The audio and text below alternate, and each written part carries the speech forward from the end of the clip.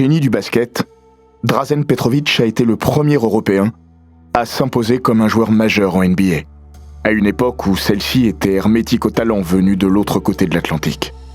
À 28 ans, il était au sommet de son art et de sa gloire, quand sa vie s'est arrêtée sur une autoroute allemande, un jour de juin 1993.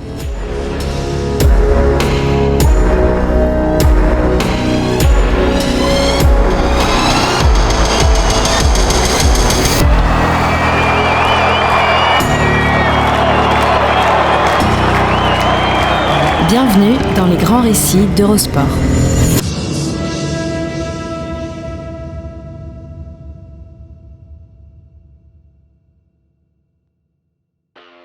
D'abord, Dražen Petrović a hésité.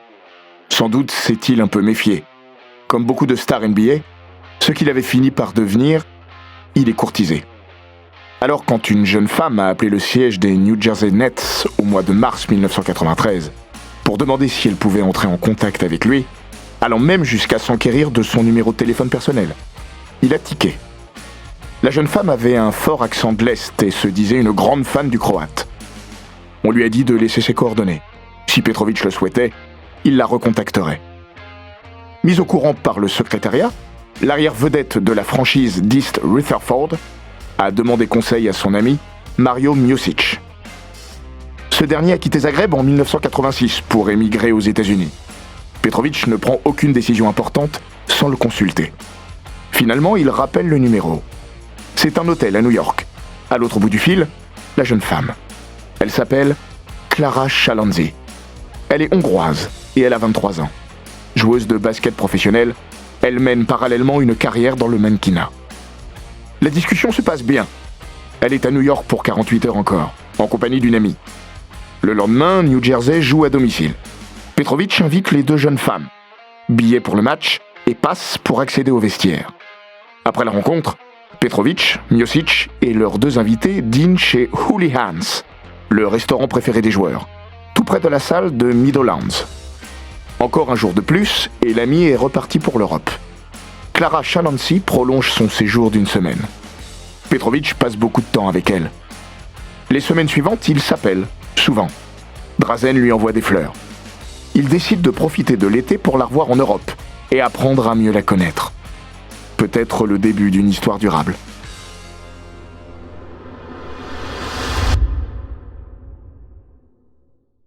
Lundi 7 juin 1993. L'équipe de Croatie revient de Pologne, où elle a disputé le tournoi de qualification pour l'Euro, qui doit débuter dans 2 semaines. Les vice-champions olympiques sont en escale à Francfort, avant d'embarquer pour Zagreb. Mais Dražen Petrović a un autre plan. Il ne rentrera pas tout de suite au pays. Klára Chalándzí vient le récupérer à l'aéroport. Direction Munich, où ils souhaitent passer quelques jours ensemble, avant que le joueur ne rejoigne la sélection. L'Euro est organisé en Allemagne. L'occasion est trop belle.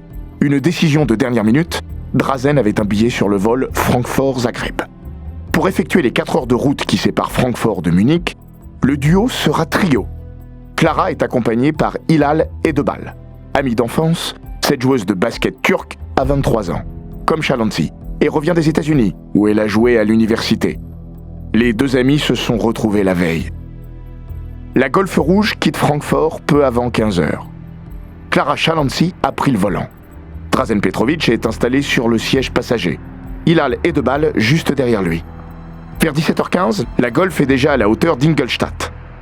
Klára roule vite sur l'autoroute dépourvue de limitation de vitesse. Très vite, 180 km/h. Il ne reste plus qu'une grosse demi-heure de route pour atteindre Munich. C'est une chaude journée de printemps. Mais en cette fin d'après-midi, le temps se fâche sur la Bavière. Gros orage, trombe d'eau, visibilité minimale. Mais la Golf ne ralentit pas. En sens inverse, arrive un camion néerlandais. Son chauffeur perd le contrôle sur la chaussée devenue glissante. Il traverse le terre-plein central et se retrouve de l'autre côté des voies. Juste au moment où la Golfe Rouge déboule. Klára Chalándzí freine, part en aquaplaning, tape la glissière de sécurité puis vient percuter le camion sur le côté. Dražen Petrović dormait, la tête appuyée contre la vitre. Il ne portait pas sa ceinture de sécurité. Sous l'impact du choc, il a été expulsé de la voiture à travers le pare-brise. Il est mort sur le coup. Kukoc perd, dans la biographie Drazen, la remarquable vie et l'héritage du Mozart du basketball. Racontera: à son poignet gauche, une montre en or. Elle s'est arrêtée au même moment que sa vie. La petite aiguille sur le 5, la grande sur le 4. 3 personnes, 3 destins différents. Petrovic est le seul à laisser la vie dans l'accident. Clara Chalanzi est la moins touchée. Elle passera une semaine à l'hôpital, mais sans garder de séquelles graves. Hilal Edebal est entre la vie et la mort. Plusieurs semaines de coma, au cours desquelles son sort reste incertain.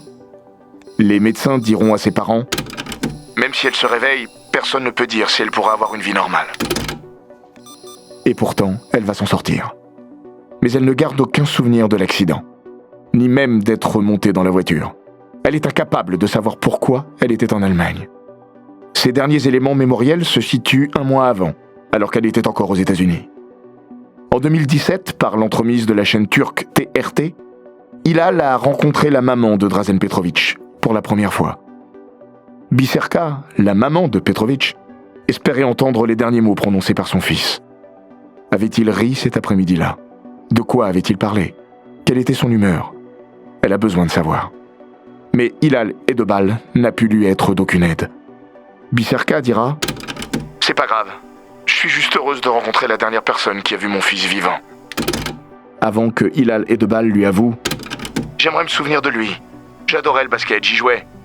Il était un immense joueur, et je me souviens même pas de ces moments-là. Cette partie de mon cerveau a disparu. 25 ans après, Clara Chalanzi n'a jamais reparlé publiquement de l'accident. Mariée depuis 2001 à l'ancien footballeur allemand Oliver Bierhoff, elle a rapidement repris sa carrière de basketteuse et de mannequin. Edebal expliquera un peu plus tard: on m'a dit qu'elle était venue me voir à l'hôpital quand j'étais dans le coma. Et puis nous nous sommes revus 1 ou 2 fois après mon réveil. Mais après ça, elle a disparu. Chalanzi a essayé de tourner la page. Mais il lui a fallu s'isoler, fuir le ressentiment de tout un peuple. Edebal expliquera encore: Drazen était une immense star en Croatie. Tout le monde le pleurait. Certains sont même allés jusqu'à dire qu'elle avait voulu le tuer. Oui, c'était de sa faute. Mais il s'aimait. Il voulait se marier, elle me l'avait dit. La triste nouvelle se répand vite. Le lendemain matin, les joueurs de la sélection croate se retrouvent au café Amadeus, dont Petrovic, le Mozart du basket, était le propriétaire. Il y a là Stojko Vrankovic, le pivot des Celtics, son ami le plus proche. Aleksandar, le frère aîné de Drazen, est également présent. La terre vient de se dérober sous leurs pieds. Toni Kukoc est à Chicago. La nouvelle étoile du basket croate vient d'arriver aux États-Unis pour entamer sa carrière en NBA. Chez les Bulls de Michael Jordan, sur le point de signer leur premier three-peat. Il est à l'hôpital pour une intervention mineure aux amygdales. À son réveil, il regarde la télé. Le son est coupé. Kukoc voit le visage de Petrovic sur l'écran et croit d'abord à une info transfert. Il sait que des rumeurs annonçaient un retour possible de Drazen en Europe. Puis il voit la golf, concassée. Alors il comprend. Le plus grand regret de ma carrière, c'est de ne jamais avoir joué en NBA avec lui. Je suis sûr qu'il serait resté là-bas quelques années de plus. Je rêvais de ce match entre les Bulls et les Nets. Connaissant Drazen, il aurait voulu me botter le cul. Il y a tant de lignes non écrites, tant de chapitres inachevés.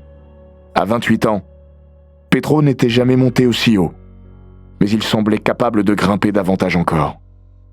Pour tous, en Europe, il était donc Mozart, un génie du jeu, surclassé à 13 ans pour pouvoir jouer avec des plus grands que lui.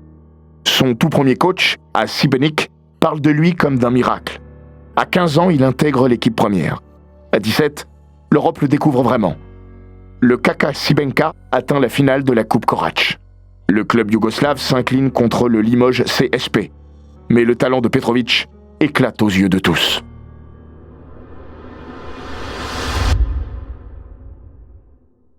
Après avoir effectué son service militaire, il quitte en 1984 le Šibenka, devenu trop petit pour lui, et doit prendre la première grande décision de sa vie, rejoindre le Cibona Zagreb, ou partir aux États-Unis, à l'université de Notre-Dame, dont le coach, Digger Phelps, le drague ostensiblement depuis ses 15 ans. Finalement, il choisit de rester à la maison. Sous le maillot du Cibona, Petrovic va écrire quelques-unes des plus grandes pages du basket européen. Le Cibona est sacré champion d'Europe 2 fois de suite, en 1985 et 1986. Sa deuxième saison est une des plus époustouflantes de tous les temps. En championnat de Yougoslavie, contre Ljubljana, contraint d'aligner une équipe de jeunes, il inscrit 112 points. Mais c'est bien en Coupe des Champions qu'il scintille le plus.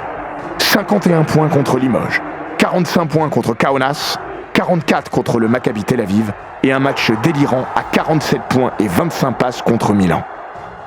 Au printemps 1986, la finale oppose le Cibona et Petrovic au Kaunas d'Arvidas Sabonis, l'autre géant du vieux continent. Amatőr játékosát megnevezik, Dražen Petrovic, illetve Sabonis biztosan benne van. Az 55-ös férfi kosárlabda Európa-bajnokság óta nem volt ekkora show Magyarországon. Fortnite a labdával. Le match déçoit. Sabonis est exclu pour un coup de poing et le meneur yougoslave ne marque que 22 points. Mais Zagreb conserve son titre. Comme des rockstars sur le chemin du retour, les joueurs du Cibona s'arrêtent dans une quinzaine de villes yougoslaves pour fêter ce doublé. À 21 ans, Petrovic est un dieu dans son pays. La suite sera moins flamboyante. Le Cibona est éclipsé par le Partizan Belgrade de Vlade Divac et Saša Djordjevic et le Jugoplastika Split de Toni Kukoc et Dino Radja, la plus extraordinaire génération de joueurs yougoslaves de l'histoire, est en train d'émerger. Elle propulsera le pays jusqu'au titre mondial en 1990. Mais avec la guerre et la dislocation de la Yougoslavie, ces jeunes gens deviendront bientôt des étrangers les uns pour les autres, au propre comme au figuré.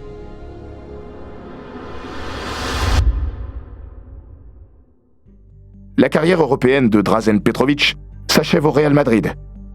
Il n'y reste qu'une saison. Là-bas, pour sa première expérience à l'étranger, il n'est pas heureux. Isolé du reste du groupe, il peine à s'intégrer. La faute notamment à un vieux contentieux. 4 ans plus tôt, lors d'un match entre le Cibona et le Real, Petrovic avait craché au visage de Fernando Martín. La star du Real n'a pas oublié.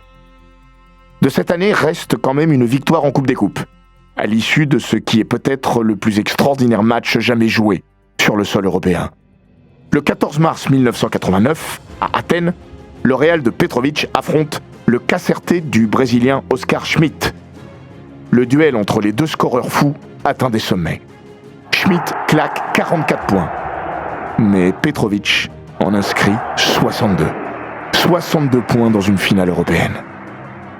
Reste que dans sa tête, l'artiste yougoslave n'est déjà plus là. Il rêve d'Amérique. Au cours de sa saison avec le Real Madrid, lors des entraînements, il ne shoot à 3 points qu'à la distance NBA, ce qui rend fou son coach. Mais s'il est une icône en Europe, Petrovic n'est personne aux États-Unis. À l'époque, la Ligue américaine ne s'est pas encore ouverte aux étrangers. Il y a bien eu quelques pionniers, comme le Bulgare Georgi Gluskov en 1985. Un bide. Malgré ses titres de gloire et sa réputation, personne ne retient vraiment son souffle quand Petrovic finit par débarquer en NBA à l'automne 1989.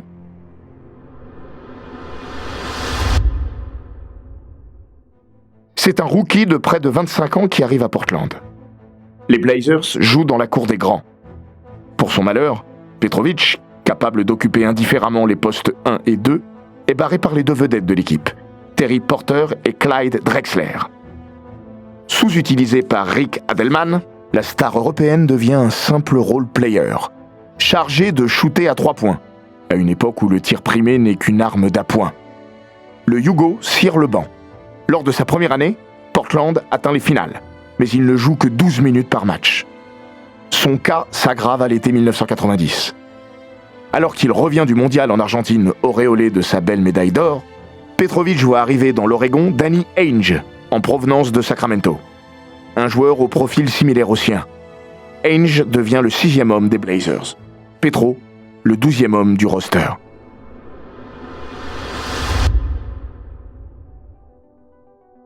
Mozart s'est mué en coupeur de citron. Il manifeste publiquement son insatisfaction dès le début de saison.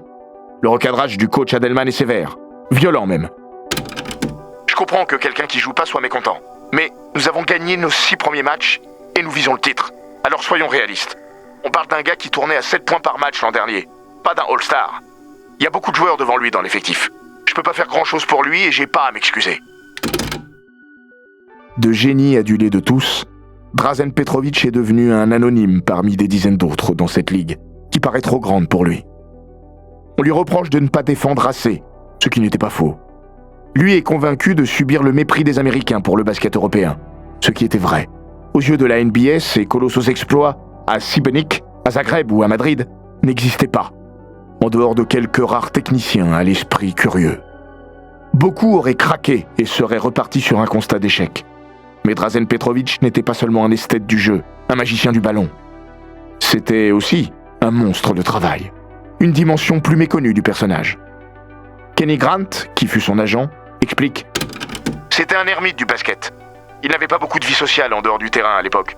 Il voulait réussir en NBA et il consacrait tout son temps et toute son énergie à ça. » Danny Ainge a raconté à ESPN une anecdote qui en dit long. Un jour, après le déjeuner, les deux hommes retournent à l'appartement de Petrović. Il y avait eu entraînement le matin. Un autre était programmé dans l'après-midi. Ainge s'installe sur le canapé et, digestion aidant, s'endort. Quand il se réveille, il voit Petrović en sueur en train de pédaler à pleine vitesse sur son home trainer. Il avait une telle passion. Il était prêt à en faire 10 fois plus que les autres. Peut-être parce que, dès le début, il lui a fallu se battre. Né avec une hanche déformée, il a marché normalement sur le tard. Même adulte, il conservait parfois cette allure de canard. À 10 ans, un souffle cardiaque est détecté. Très tôt, le jeune Dražen a donc été confronté à l'adversité. Ce n'est pas Adelman qui l'arrêterait.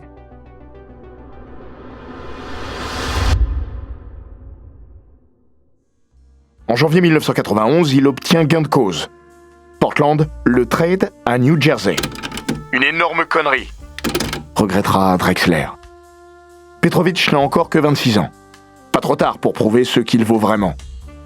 Les premiers mois ne sont pas roses, d'autant que sa petite amie vient de le quitter après 6 ans de vie commune et que la désintégration de la Yougoslavie l'éloigne de certains amis proches, comme Divac.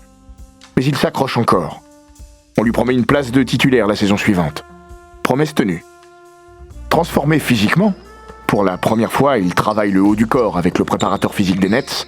Il progresse aussi défensivement. Mais c'est surtout sa palette offensive qui enchante la banlieue new-yorkaise. Les mains enfin libres, il donne sa pleine mesure et boucle la saison 91-92 avec plus de 20 points de moyenne par match. Les Nets retournent même en play-off pour la première fois depuis 6 ans. À l'été, ses performances hissent la Croatie jusqu'en finale des Jeux de Barcelone. La Dream Team est beaucoup trop forte, mais Petrović a bien changé de dimension. Son ultime saison sera la plus aboutie de toutes. Il augmente encore ses stats, 22,3 points par match, et devient l'idole de Meadowlands. Sa créativité, il était spécialiste des passes aveugles, mais aussi son charisme et son leadership font l'unanimité. Petrović adore le trash talk. Ses accrochages avec Reggie Miller, Vernon Maxwell ou John Starks sont restés fameux. Et les Américains, et les New-Yorkais encore plus, aiment ça.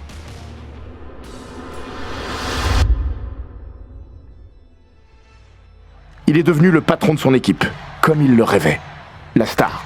Cette campagne 92-93 n'est pourtant pas dénuée de frustration. Collective, car les Nets s'arrêtent à nouveau au premier tour des playoffs contre Cleveland. Défaite 3-2. Et plus encore individuelle. S'il est le premier joueur non-américain retenu dans la All-NBA Third Team, soit le 3e meilleur 5 de la saison, Petrović a été snobé lors du All-Star Game en février. Il était pourtant en pleine bourre. Fin janvier, il avait signé son record en carrière. 44 points.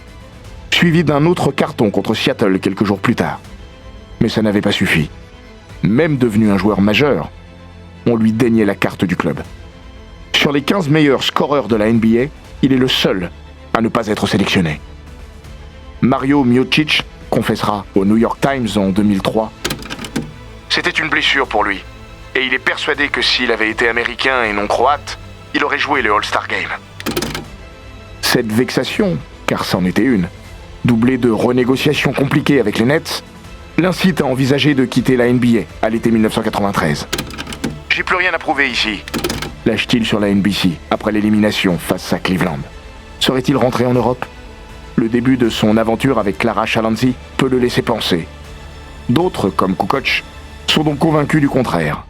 Sur ce point, Petrović a emporté sa part de mystère avec lui.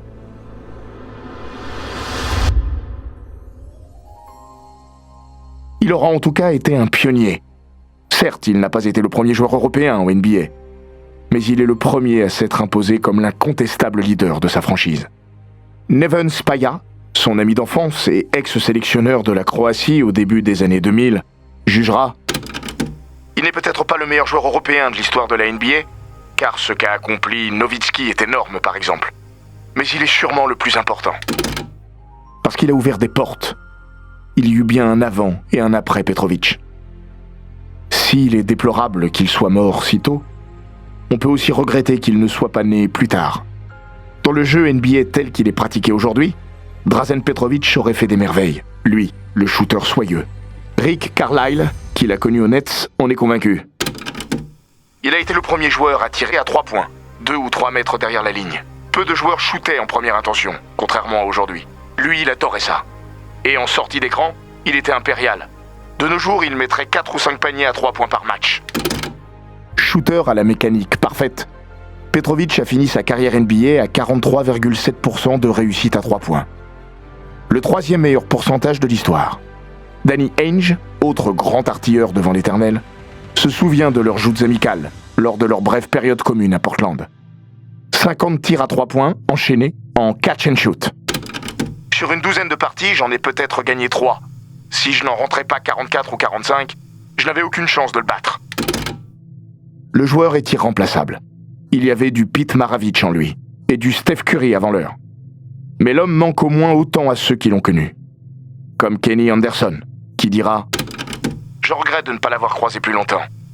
J'aurais voulu qu'il me parle plus de son pays. J'essaye de garder son nom vivant.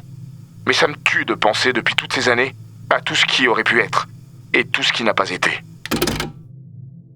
La perte fut plus grande encore pour ses plus proches amis, comme Neven Spaja, qui ne manque pas de rappeler que son pote était aussi un bout en train, jamais avare d'une blague, comme celle-ci. Un jour, Vrankovic est de passage à Meadowlands. Petrovic donne un papier à Rick Carlisle, avec quelques mots en serbo-croate, que l'assistant coach des Nets, curieux de tout, était désireux de découvrir. « Tiens, va lui dire ça lui fera plaisir. » Carlisle s'exécute. Tout content de lui, il bredouille ce qui est écrit et, sans comprendre, dit au pivot de 2,18 m « Mais pourquoi es-tu aussi grand ?» Vrankovic croit qu'il se fout de lui. Les deux se retournent et voient Petrovic se gondoler. C'est ce joueur-là et cet homme-ci que tout le monde pleure le 11 juin 1993 à Zagreb. Parmi la gigantesque foule de 250 000 personnes réunies le jour de ses obsèques, ses anciens coéquipiers croates. Chemise blanche, pantalon, cravate et lunettes noires, tous sont habillés de la même façon. Ce sont eux qui portent le cercueil. Toni Kukoc ne desserre pas les dents. Stojko Vrankovic, inconsolable, est secoué de sanglots. Il faut que Dino Radja le soutienne pour qu'il ne s'écroule pas.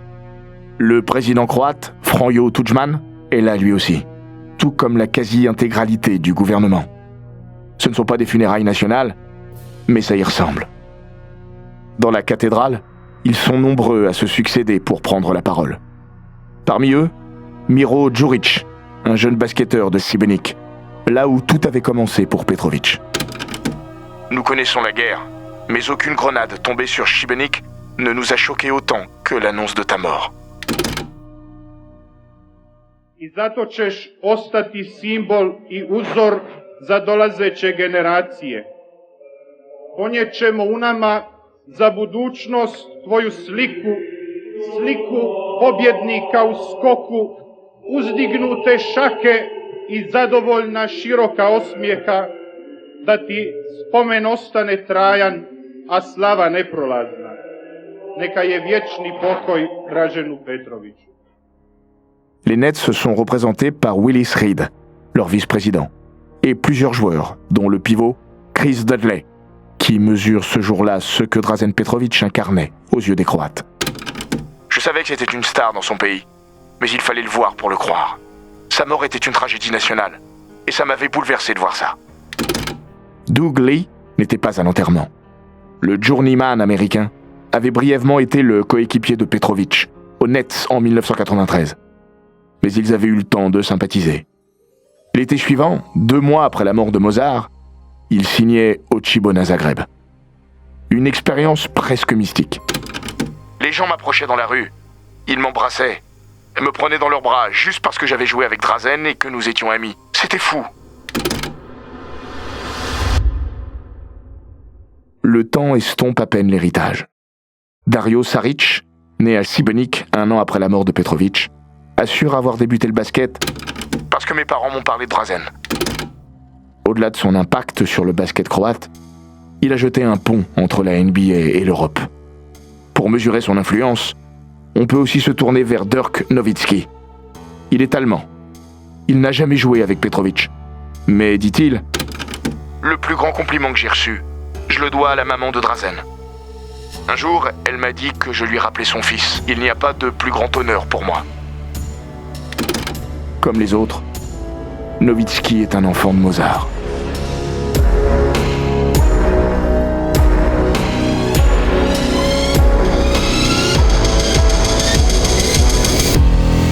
Cet épisode des Grands Récits d'Eurosport a été écrit par Laurent Vergne. Il est raconté par Florian Bayou, monté par Jean-Gabriel Rassa et produit par Bababam. N'hésitez pas à vous abonner, commenter, partager et noter ce podcast sur Apple Podcast, Google Podcast, Castbox, Spotify, Deezer et toutes les plateformes audio.